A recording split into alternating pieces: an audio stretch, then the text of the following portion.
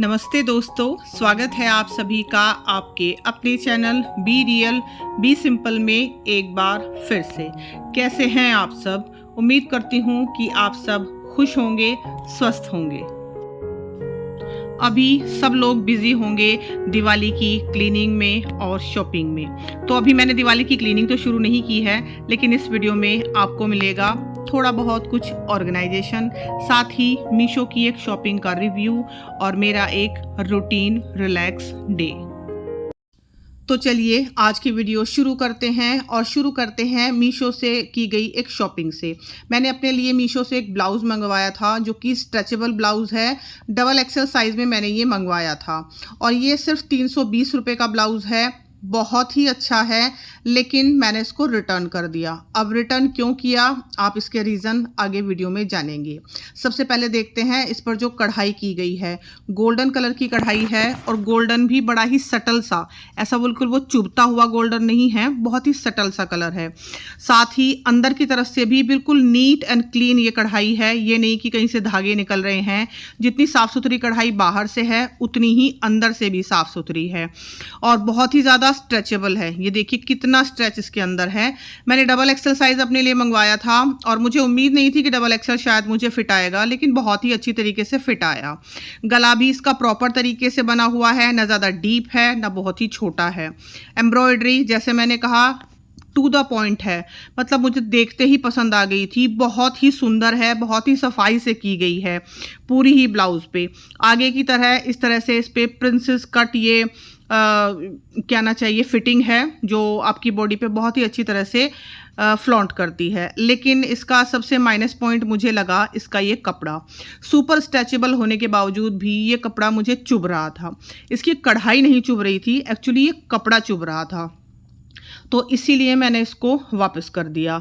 बहुत अच्छा है, आप चाहो तो मंगवा सकते हो और अगर आप थोड़ा सा चुभता हुआ कपड़ा पहन सकते हो तो आप बेशक मंगवा सकते हो। किसी भी प्लेन साड़ी के साथ ये बहुत अच्छा लुक देगा, लेकिन मुझसे हल्का सा भी चुभता हुआ कपड़ा पहना नहीं जाता, इसीलिए मैंने इसको रिटर्न कर दिया। कढ़ाई इसकी कहीं से भी आपको नहीं चुभने वाली है, लेकिन हाँ कपड़ा थोड़ा सा इरिटेट करने वाला है। मे भी शायद सर्दी में इतना इरिटेट ना करे, लेकिन इस टाइम पे मैं इसको नहीं पहन सकती थी, इसलिए मैंने इसको रिटर्न कर दिया। तो ये था मीशो से मंगाए हुए एक ब्लाउज़ का रिव्यू। अब है दोपहर का वक्त। आज वानी का स्कूल था, तो सुबह से तो मैंने कुछ भी शूट नहीं किया था, मैं दोपहर से शूट कर रही हूँ। एक दिन पहले दशहरे पे जो मैंने कढ़ी बनाई थी शाम के वक्त, जब मेरे हस्बैंड का बर्थडे था, तो वो मैंने बिना प्याज के बनाई थी। तो अब मैं उसको दोबारा से छोक रही हूँ टमाटर प्याज से। मैंने कसूरी मेथी डाली है, प्याज और टमाटर, उससे मैंने इस कढ़ी को छोका है। और इसके साथ मैं रोटियां बनाने वाली हूँ, चावल नहीं, क्योंकि उस दिन एकादशी थी, मतलब दशहरे से अगले दिन, तो ऑब्वियसली एकादशी ही होगी।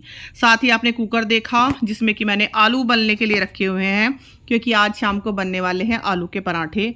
तो टाइम था मेरे पास, इसलिए मैंने साथ के साथ ही आलू को उबालने के लिए रख दिया था। तो वानी आ गई थी स्कूल से और ये क्लिप मेरी उसी ने शूट की है। यहाँ पर मैं अपनी ये अलमारी है इसको थोड़ा सा ऑर्गेनाइज कर रही हूँ। इसमें बेसिकली मैंने बहुत सारे पेपर्स रखे हुए हैं जो मैं मंदिर में बिछाती हूँ और बहुत सी जगह यूज़ होते हैं। और यहाँ पर ना मैंने पेपर का ढेर लगाया हुआ है, मतलब इतने सारे पेपर मेरे पास हैं। और ये करीब आज से शायद अगर मैं याद करूं तो 8 से 10 साल पुराने हैं, जो मैंने धीरे धीरे खरीद के इकट्ठे किए हुए हैं। ये एक बड़ी सी पॉलीथीन है जिसमें सारे पेपर मैंने वो रखे हैं जो मैं मंदिर में बिछाती हूँ। ये वाला पेपर मैंने अभी नवरात्रों में बिछाया था। ये वाला जो मोर पंख का है वो राधा अष्टमी पे बिछाया था। और ये वाला शायद मैंने चैत्र के नवरात्रों में बिछाया था। और ये वाला जो आप देख रहे हो ना कलरफुल मल्टी कलर, ये मेरा नया एडिशन है, ये मैंने हाल फिलहाल में ही ख़रीदा है।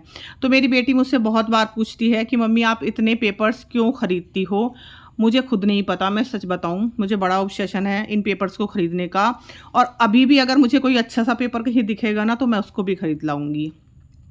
तो भाई सबका अपना अपना शौक़ होता है, मुझे पेपर्स ख़रीदने का शौक़ है। साथ ही ये जो ब्लू कलर का पेपर आप देख रहे हो ना फ्लावर प्रिंट में, ये मैं अब की बार मंदिर की बुक्स पे चढ़ाने वाली हूँ। जो मैंने बोला था कि मैं नवरात्रों में चढ़ाऊँगी, मंदिर की बुक्स मुझे कवर करनी है, लेकिन नवरात्रों में तो नहीं कर पाई, लेकिन हाँ उसके नेक्स्ट टू नेक्स्ट डे मैंने कर लिया है, जो आपको अगली वीडियो में देखने को मिलेगा। इस अलमारी में ये एक क्रॉकरी यूनिट के तौर पर मैंने ली थी। ऊपर की तरफ 3 सेक्शन हैं, इनको मैं पहले ही क्लीन कर चुकी हूँ। नीचे के ये 2 सेक्शन थोड़े से बिखरे हुए थे, तो अभी मैं इनको ही क्लीन कर रही थी, तो वो अच्छे से ऑर्गेनाइज हो गए हमारे। अब बारी है जी कपड़ों को फोल्ड करने की। लेकिन सबसे पहले मैं यहाँ पर लाई हूँ ये बैग्स, जो मैंने जब ढेर सारे कपड़े धोए थे ना दशहरे वाले दिन, आप लोगों के साथ शेयर किया था। ये बैग्स मैंने तभी धोए थे, और इन बैग्स में मैं छोटे छोटे कपड़े रखती हूँ, जैसे रुमाल हुए, जुराबे हुई या इनर वियर्स हुए। तो सबके बैग्स अलग अलग हैं, और अभी जो फ़िलहाल मैंने बैग निकाल के साइड में रखा वो किचन का है, तो उसमें मैं किचन के कपड़े रखूँगी।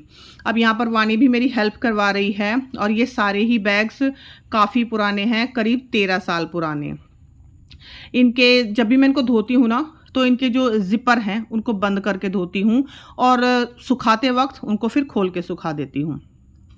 इससे जो ज़िपर हैं बैग के वो कभी भी ख़राब नहीं होते आपके, क्योंकि वो बंद होते हैं तो उनमें किसी और कपड़े के रेशे नहीं फंसते हैं। और ये वाला बैग जो अभी मैं आपको दिखा रही हूँ ना, ये 2 साल पहले मुझे दिवाली पे गिफ्ट मिला था। हमारे एक फैमिली फ्रेंड हैं, उनकी वाइफ बड़े अच्छे बैग सिलती हैं, उन्होंने सिल के दिया था।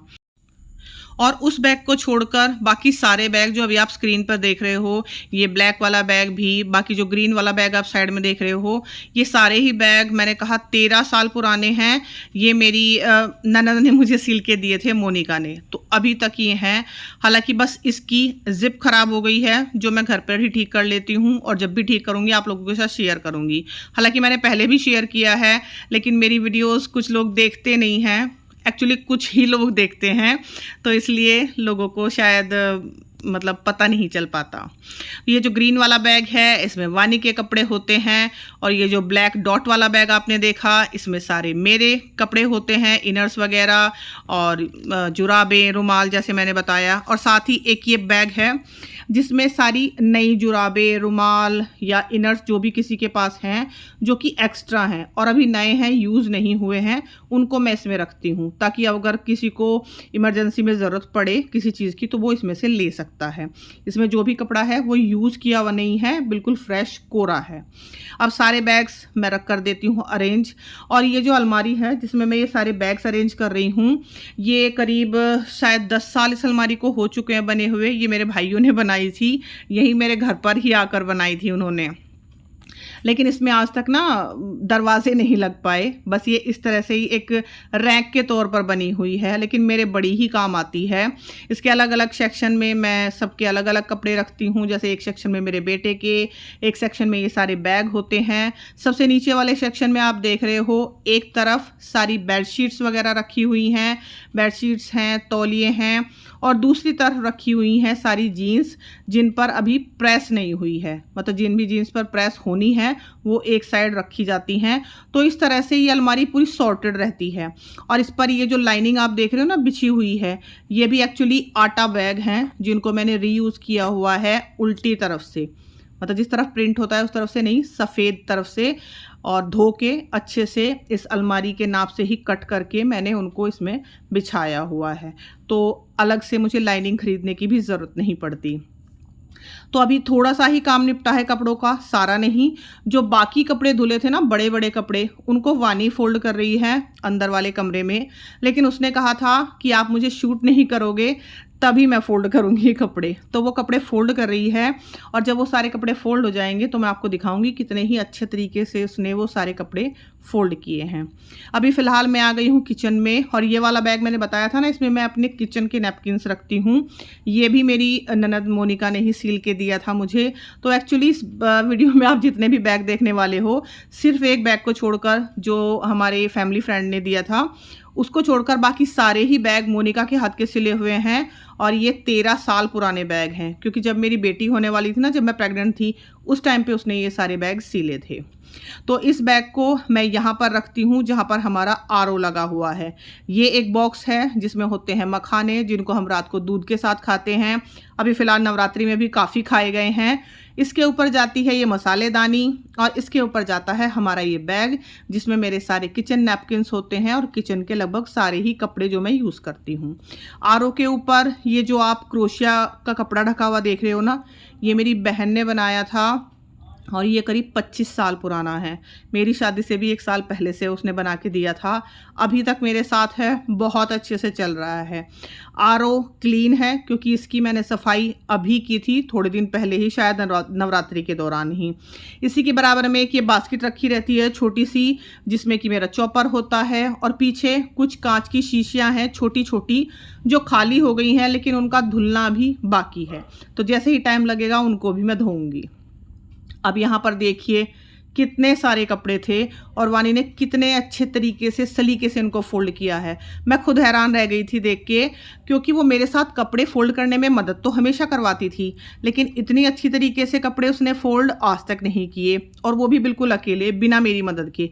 मैं तो किचन में लगी हुई थी, ये सब उसने खुद ही किया है। और सबके कपड़े उसने सेग्रीगेट करके रखे हैं लगभग जितना उससे हो सका, और बहुत ही अच्छी तरीके से। तो मेरी इतनी हेल्प हो गई है।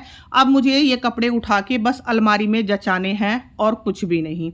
तो मेरा कम से कम समझ लीजिए 80 से 90% काम वानी ने घटा दिया है। अब बस मुझको उनको उठाना है और अलमारी में जचा देना है।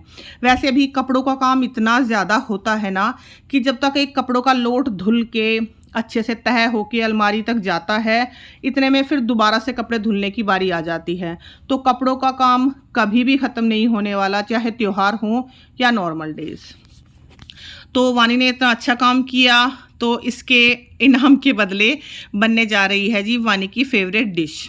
फेवरेट डिश में भी क्या बनेगा, कुछ नहीं, सिर्फ भुट्टों को मुझे बॉईल करना है। उसको बड़े पसंद आते हैं बॉईल किए हुए भुट्टे।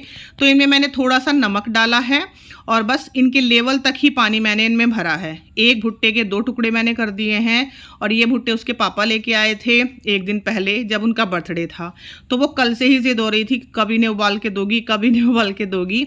तो अभी मैंने इनको फाइनली उबलने के लिए रख दिया है, और इसमें सिर्फ 2 सीटियाँ आएंगी, बड़े अच्छे से ये उबल जाएंगे। उसको बड़े पसंद आते हैं एज इट इज़ ही, बस नमक डाल के उबाल दो, कोई मसाला नहीं, कोई नींबू नहीं, ऐसे ही वो खाती है, और ये उसके फेवरेट हैं।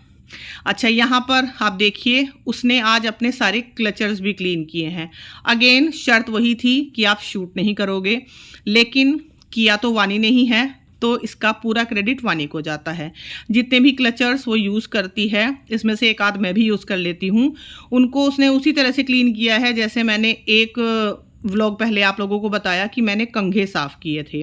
साथ ही यहाँ पर आप उसका कंघा भी देख सकते हो। ये वुडन कॉम्ब है जो मैंने करीब 1-1.5 साल पहले मीशो से मंगवाए थे। 3-4 का ये सेट आया था। थोड़ा सा इसमें से एक कंघा टूट भी चुका है। तो ये वाला कंघा हालांकि मैंने 1 दिन पहले ही उसका क्लीन किया था अच्छे से, लेकिन पता नहीं क्यों स्कूल से आने के बाद उसने कहा कि शायद मतलब उसे लगा कि ये अच्छे से क्लीन नहीं हुआ है, तो इसको दोबारा से उसने क्लीन किया।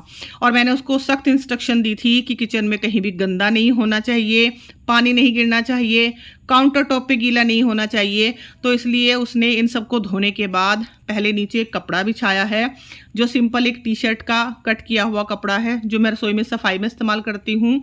उनके ऊपर उसने इन सारे क्लचर्स को रखा है, और कहीं से भी आपको ये गीले नहीं दिखाई दे रहे होंगे क्योंकि उसने इनको खूब अच्छे से धोया और फिर वहीं सिंक में ही इनका पानी खूब अच्छे से झटका है, तब जाके उसने इस पर रखा है। तो जो जो इंस्ट्रक्शन मैंने उसको दिए उसने उसी हिसाब से काम किया। अब यहाँ पर है वानी की एक और ट्रीट। ये है मिल्क पाउडर से बना हुआ मावा, जो मैंने शायद नवमी को बनाया था, लेकिन ये एज इट इज़ ही रखा था। और जब मैं मावा बना रही थी ना, आपने देखा होगा उसमें से वानी थोड़ा सा लेकर भी चली गई थी। तो अभी शाम का टाइम हो गया है। जैसे मैंने बताया था ना कि आलू के पराठे बनने वाले हैं, तो आलू के पराठे बनने में तो अभी देर है, और मुझे बहुत ज़्यादा गर्मी लग रही थी, तो इसलिए शाम की पूजा से पहले मैं नहाती ही हूँ। तो मैं नहा के पूजा करके अभी आ गई हूँ थोड़ी देर के लिए ऊपर, और साथ ही ये मावा भी मैं ले आई हूँ। सारा नहीं लाई हूँ, थोड़ा सा लाई हूँ, और इसमें मैंने थोड़ा सा बूरा मिलाया हुआ है।